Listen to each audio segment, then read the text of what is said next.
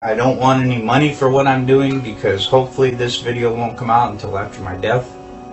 So I have nothing to gain, nothing to profit by telling you what I'm going to tell you. In 1968, my father was stationed at Cannon Air Force Base in New Mexico. We lived in Clovis, New Mexico. He was in the military police for over 20 years, and on his deathbed in 2002, we made a recording of what happened. Project Slam Dunk was the name of this. President Johnson in 1968, okay? In Cannon Air Force Base in 1968, he said by the time he got there, that there was already 2 large hangars that were connected. There was hundreds of dump trucks that came in and dumped sand and stone, and cement powder was powdered over the top of all that to make it look like a lunar landscape. They had men that fashioned it into a lunar landscape, he said. Okay, I've never known my dad to lie, so this all took me by surprise. You know, what's that all about? So anyway, he said that in front of the airplane hangars was pole framing with large canvas tents that was concealing the inside of the staging area.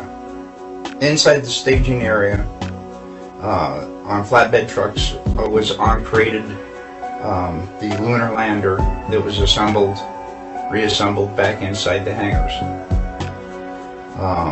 All of the walls were painted flat black, and the ceilings as well. He was sworn to secrecy by the NSA, and they would put him in prison for breaking that oath. And when Dad saw the moon landing on TV, he cried. He said he knew that what he had witnessed on TV was exactly what they recorded in that hangar. There was no reason for them to go flying around and everything. They had detailed high-definition photos of the landing area. There was no reason for them to go flying around to a different landing area that almost exhausted their fuel, except for drama, because everything had gone so smoothly. Nothing, you know, so it had to be something. Anyway,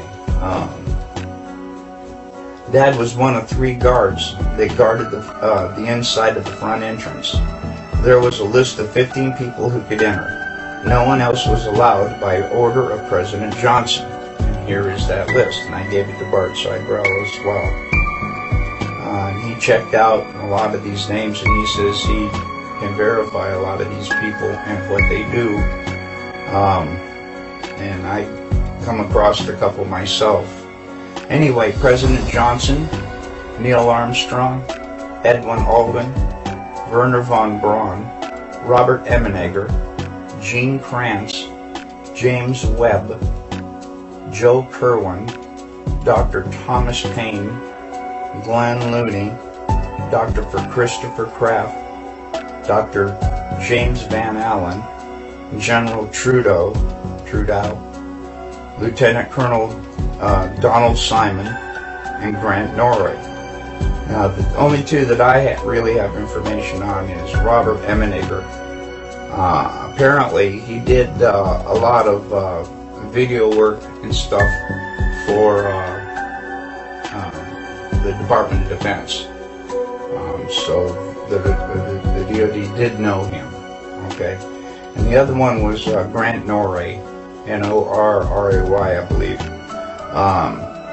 Was to the best of my dad's knowledge, was a like some FBI, CIA, NSA, who knows, something like that. Okay, President Johnson only showed up for the first day of filming. Filming lasted for 3 days, and the entire project was restored to original. In other words, the hangars were all taken apart, the sand was all removed.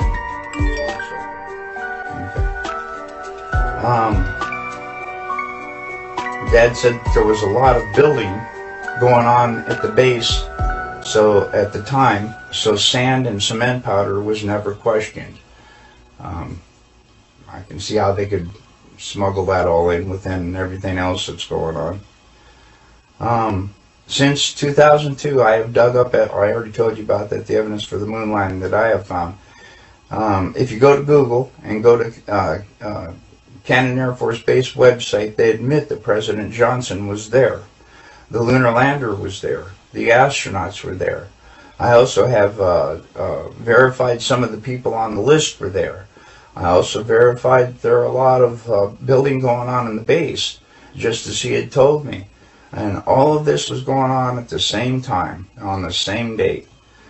Dad told me all these things father to son. He also told me not to ever tell anyone what he had said, but he said on his deathbed that he had to tell somebody before he died because it was just too important not to tell. That's about all I can think of. My dad, he raised me by the book. I know he didn't lie to me.